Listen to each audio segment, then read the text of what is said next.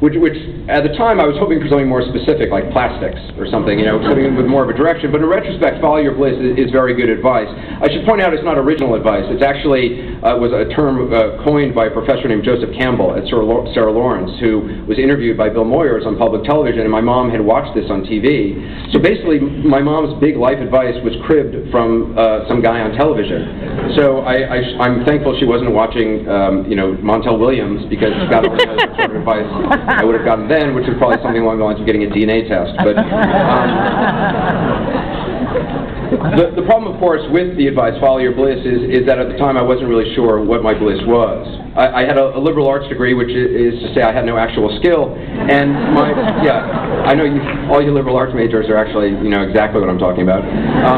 So my options seemed somewhat limited. I had a political science degree, which is, I'm still at the age of 41 trying to understand what exactly that entitles me to. And I'd gone to college in the late 1980s and actually focused all my studies on the Soviet Union. So when the Berlin Wall fell, I was completely screwed. And I know it wasn't about me. I mean, but it felt, I got to say, I took it personally. And I was happy, sort of, for them, but I had to reassess everything.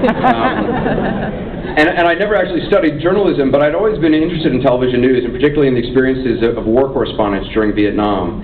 And I'd actually left high school a semester early and driven in a truck across sub-Saharan Africa. And Africa had really opened my eyes and sort of quickened my pulse. It was the first time I'd ever had to talk my way through a roadblock. It was the first time I had someone point a gun at me. And each country in Africa is so different, ethnically and geographically and culturally, and I fell in love with those differences, with the vitality of the people and the places that I went.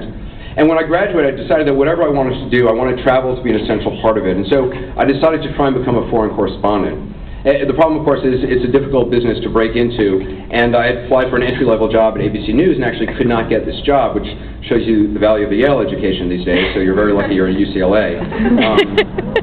But in the end, I came up with this plan. I decided that if no one was going to give me a chance, I would have to take a chance. If no one was going to give me an opportunity, I would have to create my own opportunity.